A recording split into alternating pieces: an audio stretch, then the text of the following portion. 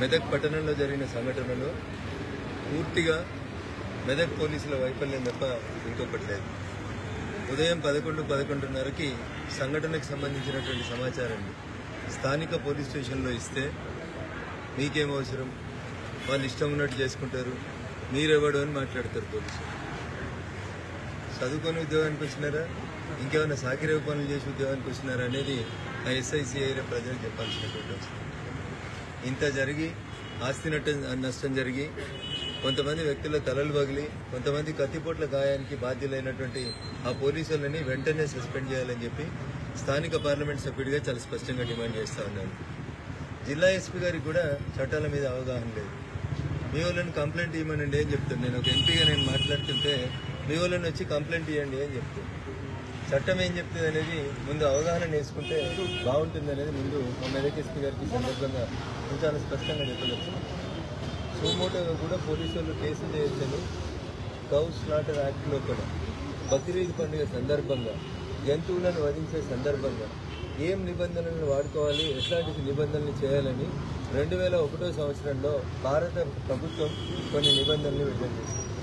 ఆ నిబంధనల్ని దృష్టిలో పెట్టుకొని పోయిన సంవత్సరం బక్రీద్ ఇదే జూన్ నెల సందర్భంగా భారత ప్రభుత్వం తిరిగి ఒక కొత్త జీవోని అన్ని రాష్ట్రాలకు సంబంధించినటువంటి చీఫ్ సెక్రటరీలకి చాలా స్పష్టంగా పంపించింది.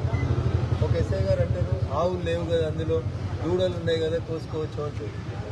ఇంకొక సిఐ గారు అంటారు అవి మగ జంతువులు ఉన్నాయి కదా, మగ జంతువులు అయితే కోసుకోవచ్చు అని అంటారు. ముందు కౌన్సిలింగ్ చేయాల్సింది ఏంటంటే ఎస్ఐలను సిఐలను కౌన్సిలింగ్ చేయాలి. కౌ స్లాటర్ యాక్ట్ ఏం చెప్తుంది, లేకపోతే కౌ స్లాటర్ లోపల పశువులకి హింస జరగకుండా ఏం చేయాలనేది ముందు మా పోలీస్ మిత్రులకు అవగాహన కల్పించాల్సిన పరిస్థితి రావడం అనేది దురదృష్టకరం.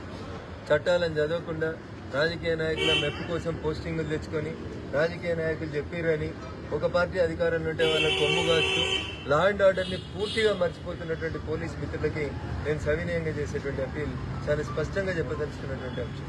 ఇది పోయిన సంవత్సరం బక్రీద్ పండుగ సందర్భంగా భారత ప్రభుత్వము చాలా స్పష్టంగా, పోయిన సంవత్సరం కూడా బక్రీద్ పండుగ జూన్ నెలలోనే వచ్చింది.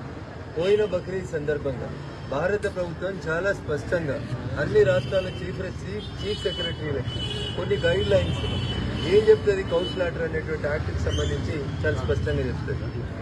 మా మెదక్ ఎస్పీ గారు ముఖ్యంగా వినాలి కాబట్టి ఆయన కోసం ఈ 2 లైన్లు చదివి వినిపిస్తాడు. ఎందుకంటే ఇది పోయిన సంవత్సరం వచ్చింది కదా, ఈ సంవత్సరం ఉన్నదో లేదో అనుకుంటాడు మా మెదక్ ఎస్పీ.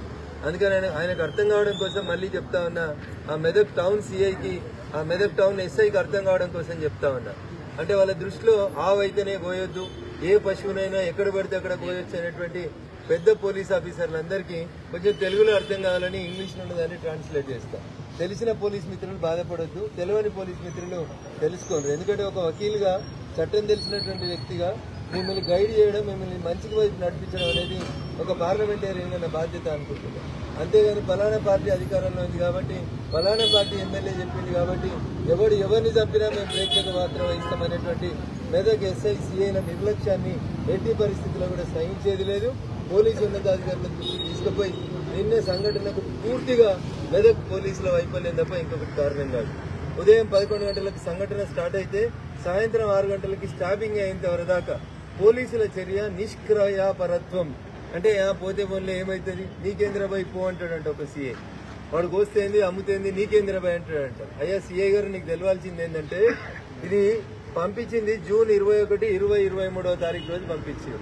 ఏ సందర్భాన్ని పురస్కరించుకొని పోయినసారి బక్రీద్ పండుగ ఎప్పుడు వచ్చిందంటే జూన్ 29 రోజు, పోయినసారి జూన్ 29 రోజు బక్రీద్ పండుగ ఉంటే భారత ప్రభుత్వం అందరు చీఫ్ సెక్రటరీలకు పైన to the chief secretaries of all states, to the director general of police of all states, ఒక చీఫ్ సెక్రటరీలకు కాదు మీ డీజీ గారికి కూడా పంపించినారు. ఎన్నో తారీఖు రోజు 21 జూన్ 2023 రోజు పంపించారు. ఏం రాశారు సబ్జెక్ట్ లోపలనే చూడాలి. Stopping of illegal killing. దేన్ని ఇల్లీగల్ కిల్లింగ్ అంటారో మళ్ళీ చెప్తాను. Sacrifices of cows, camels and other animals అని ఉంది.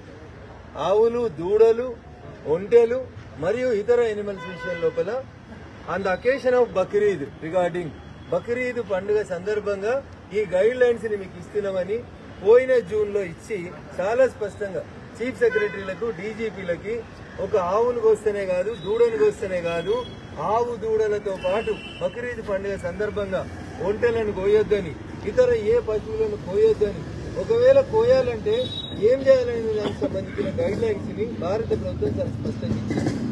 ఇది తీసుకొని పోయి నిన్న గోరక్షకులైనటువంటి కొంతమంది హిందూ బంధువులు మెదక్ టౌన్ లో ఉన్నటువంటి ఇన్స్పెక్టర్ గారికి ఈ కాపీ చూపించి, సార్ అందులో ఆవులు లేవంటున్నావు, ఆవులు కాదు సార్ దూడలున్నా ఇంకా ఏ పశువు ఉన్నా గానీ దానికి ఒక ప్రొసీజర్ ఉంది సార్, ఆ ప్రొసీజర్ ని వాళ్ళు ఫాలో అయితలేరు కాబట్టి ఆ ఎనిమల్స్ ని అక్కడ ఆపి వాటిని తీసుకొచ్చి రక్షించమని అడిగితే ఉదయం 11 నుంచి సాయంత్రం దాకా టైంపాస్ చేసింది పోలీసులు.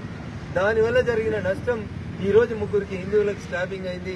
తర్వాత జనాలు ఆందోళనకు గురై ఆవేదనకు గురై పోలీసుల నిష్క్రియాపరత్వాన్ని ప్రశ్నించేందుకు జమైన సందర్భంగా కొన్ని దురదృష్టకర సంఘటనలు జరగడం అనేది బాధాకరం. ఆస్తి ధ్వంసం, ఆస్తి నష్టం, హాస్పిటల్స్ ధ్వంసం జరిగింది. కానీ దీని కారకుడైనటువంటి సీఐ ఇంకా డ్యూటీ చేస్తా ఉన్నాడు. ఇది దురదృష్టకరం. పోలీసులు చిన్న చిన్న వాటికి సుమోటో కేసులు అంటారు, రోడ్డు మీద కెమెరాలు పట్టుకొని లైసెన్సులు లేవని అడుగుతారు. మరి అక్కడ అన్ని పశువులు కనబడుతున్నాయని పొద్దున ఒకటి, మధ్యాహ్నం ఒకటి, సాయంత్రం ఒకటి పట్టిస్తే మీకేం పని లేదా, మాకు పని లేదా అని మాట్లాడతారు పోలీసులు. మరి ఎవరు పని చేయాలి సార్? ఏం చెప్పింది భారత ప్రభుత్వం? అందరు డీజీపీలకు వచ్చినటువంటి లెటర్ లో ఇంత స్పష్టంగా ఉంది. Not only cows, fawns, camels and other animals అని కూడా ఉంది. ఇది చట్టాన్ని పరిరక్షించాల్సిన మీరు పరిరక్షించినప్పుడు ప్రజలు చట్టాన్ని తమ చేతుల్లోకి తీసుకోవచ్చు. ఇది కూడా భారతీయ శిక్షా స్మృతి లోపలనే ఉంది. రోడ్డు మీద నా కళ్ళ ముంగట మర్డర్ జరుగుతూ ఉంటే పోలీసు వాళ్ళు చూడకుండా పక్కకెళ్ళి వెళ్ళిపోతే యూనిఫామ్ లేనటువంటి సివిలియన్స్ కూడా ఆ మర్డర్ అటెంప్ట్ చేసినటువంటి వ్యక్తిని పట్టి పోలీస్ స్టేషన్ తీసుకుపోవచ్చు అనేది భారత శిక్షా స్మృతి లోపల, ఇండియన్ పీనల్ కోడ్ లోపల ఉన్నటువంటి మినిమం బేస్. అది ఆ మాత్రం కూడా లేకుండా నీకెందుకు నువ్వు అంటే నేను చాలా స్పష్టంగా చెప్తా ఉన్నా. పోలీసు వాళ్ళకి ఇంత బాధాకరమైనటువంటి విషయం ఏంటంటే చట్టం తెలిసినటువంటి వ్యక్తిగా నేను ఇట్లా మాట్లాడాల్సినటువంటి పరిస్థితి రావడం అనేది దురదృష్టకరం. నేను ఎస్పీ గారితో మాట్లాడినా, ఐజీ ఇంటెలిజెన్స్ గారితో మాట్లాడినా, సార్ నేను అవుట్ ఆఫ్ స్టేట్, నేను ఈ రాష్ట్రంలో లేను, పరిస్థితి అదుపు తప్పుతుంది, మీ పోలీసులు ఎస్ఐలు సిఐలు సరిగా పనిచేస్తలేరు, వాళ్ళని పనిచేయించమంటే కంప్లైంట్ ఇచ్చినటువంటి గోరక్షకుల మీద ఇలా కేసు పెట్టి ఉదయం 9 మందిని, ఇప్పుడు సాయంత్రం 4 మళ్ళీ రిమాండ్ చేస్తా ఉన్నటువంటి తెలంగాణ పోలీస్ అధికారులారా, ఎవరికి భయపడుతున్నారు మీరు? మీరు భయపడితే భారత రాజ్యాంగానికి భయపడుతుంది, మీరు భయపడితే భారత ప్రభుత్వానికి భయపడుతుంది. కానీ కొన్ని రోజులు పింక్ యూనిఫామ్ కి, కొన్ని రోజులు 3 రంగుల యూనిఫామ్ వేసుకుంటామంటే మాత్రం ఇది పద్ధతి కాదని చాలా స్పష్టంగా చెప్తా ఉన్నాం. పొద్దున 9 మంది హిందువులని అరెస్ట్ చేసిరు, సాయంత్రం 4 హిందువుల్ని అరెస్ట్ చేసిరు. కానీ వాళ్ళకి సంఘటనకి కారకులైనటువంటి ముస్లింలు మాత్రం ఎవరు దొరుకుతలేరు. ఇప్పటిదాకా ఒక్కరిని కూడా అరెస్ట్ చేయకపోవడం అనేది ఏ రాజకీయ ఒత్తిడి ఉంది అనేది మెదక్ ఎస్పీ గారు చెప్పాలి. ఏదో ఐజీ గారు వచ్చి చెప్పిపోయినారంట 144 సెక్షన్ ఉంది, లా అండ్ ఆర్డర్ ని బ్రేక్ చేయొద్దు, ఎవరు మెదక్కు రావద్దు. బరాబర్ వస్తాం, మెదక్ ఎంపీగా బరాబర్ మెదక్కు వస్తాం, మెదక్ ప్రజలు ఓటేసిరు, మెదక్కు వస్తాం. ఇప్పుడే వస్తా ఐజీ గారు, మంచిగా వినురు జరా. ఎట్లా ఆపుతావు? ఏముందని ఆపుతావు? వేసి నేను ఎలక్టెడ్ రిప్రజెంటేటివ్ నేను తప్పకుండా వస్తా. నీకు చేత కాలేదు కదా, నేను చెప్తా నీకు. ఇండియన్ పీనల్ కోడ్ ఏం చెప్తుంది, భారతీయ శిక్షా స్మృతి ప్రకారం ఏం కేసులు చేయాలో చెప్తా నేను. ఆయన మొదటి నుంచి కూడా Medak SP such a controversial person. నా ఎన్నికల సందర్భంగా కూడా డబ్బులున్నాయని 10 సార్లు ఫోన్ చేస్తే కూడా ఏ రోజు సంఘటన స్థలానికి రాలేదు. ఆ రోజు టీఆర్ఎస్ పార్టీ నాయకులు అడుగులకి మడుగులు వచ్చిండు, ఇలా కాంగ్రెస్ పార్టీ నాయకులు అడుగులకి మడుగులు వచ్చుతా ఉన్నాడు. నేను చాలా స్పష్టంగా ఈ రాష్ట్ర డీజీపీ గారికి చెప్పదలుచుకున్నా, ఇంకొక హిందువును అరెస్ట్ చేసిన, ముస్లింలను అరెస్ట్ చేయకుండా వాళ్ళ మీద జరిగినటువంటి దాడులకి సంబంధించి వాళ్ళని కొట్టినటువంటి, హిందువులను కొట్టినటువంటి ముస్లింలను అరెస్ట్ చేయకుండా కేవలం వాళ్ళ మీద ఏదో దాడి జరిగిందని 205 క్రైమ్ నెంబర్ అని ఒక అర్ధగంట ముందు టైం వేసుకొని పొద్దుటి నుంచి పోలీస్ స్టేషన్ తిట్టు తిరిగినటువంటి గోరక్షకుల మీదనే ఉల్టా కేసులు పెట్టి ముందే వీళ్లే దాడి చేసిరని నీ ఇష్టారాజ్యంగా నువ్వు చేస్తున్నటువంటి పద్ధతిని జిల్లా ఎస్పీ గారు మార్చుకోవాలి, జిల్లా పోలీస్ అధికారులు మార్చుకోవాలి. మీరు రాజకీయ నాయకులు కాదు. రాజకీయ నాయకులు తప్పు చేస్తే లేదా ఇంకెవరైనా తప్పు చేస్తే చట్టాన్ని చేతిలోకి తీసుకుంటే కాపాడాల్సినటువంటి జిల్లా పోలీస్ యంత్రాంగం మంచిగా నిమ్మకు నీరెత్తినట్టు వ్యవహరించి లక్షలలో ఆస్తి నష్టమై తలలు పలిగి కత్తిపోట్లు జరుగుతూ ఉంటే దీనికి బాధ్యుడైనటువంటి ఎస్పీని, సిఐని ఇంకా సస్పెండ్ చేయకుండా రాష్ట్ర డీజీపీ గారి నిష్క్రియాపరత్వం ఏందో అర్థం చేసుకోవాలి. ఎందుకు తెస్తలేరు ముస్లింస్ ని? ఎందుకు దొరుకుతలేరు మీకు వాళ్ళు? ఇది మీ చేతగాంతనం కాదా? ఒక్కరు దొరుకుతలేరా?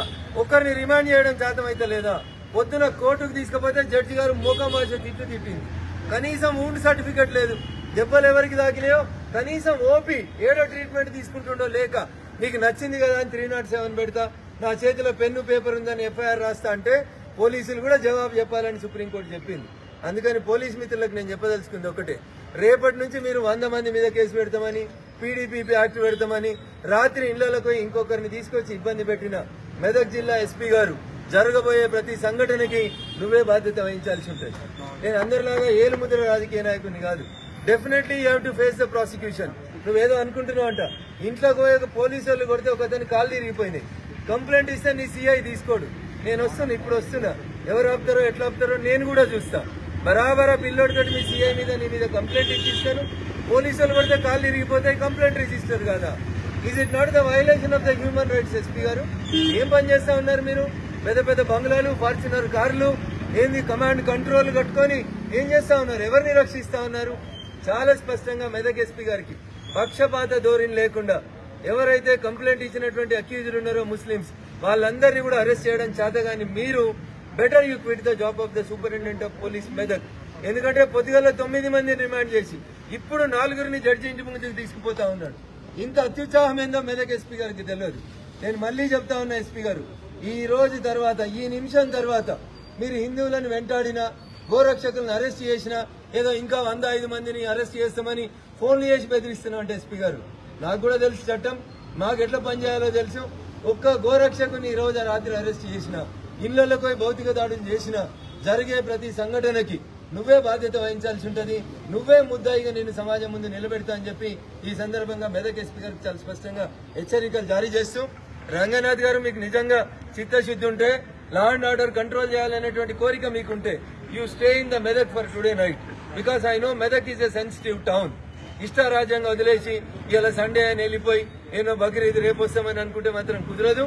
ఖచ్చితంగా నేరం చేసినటువంటి ఆ గోవులకు సంబంధించి జరిగినటువంటి అన్ని ఇన్సిడెంట్లలో మొత్తం ముస్లింలు ఎవరైతే ఈ రూల్స్ ని బ్రేక్ చేసినటువంటి వాళ్ళందరినీ కూడా ఇవాళ రాత్రి కల్లా అరెస్ట్ చేయకపోతే ఎస్పీ గారు ఖచ్చితంగా రేపు పొద్దుగాల నీ ఆఫీస్కే వస్తాను, నువ్వు ఎట్లా అరెస్ట్ చేయవో చూస్తాను, మీ సంగతి ఏందో కూడా బరాబర్ చూస్తామని చెప్పి ఈ సందర్భంగా ఆయన హెచ్చరిస్తాను.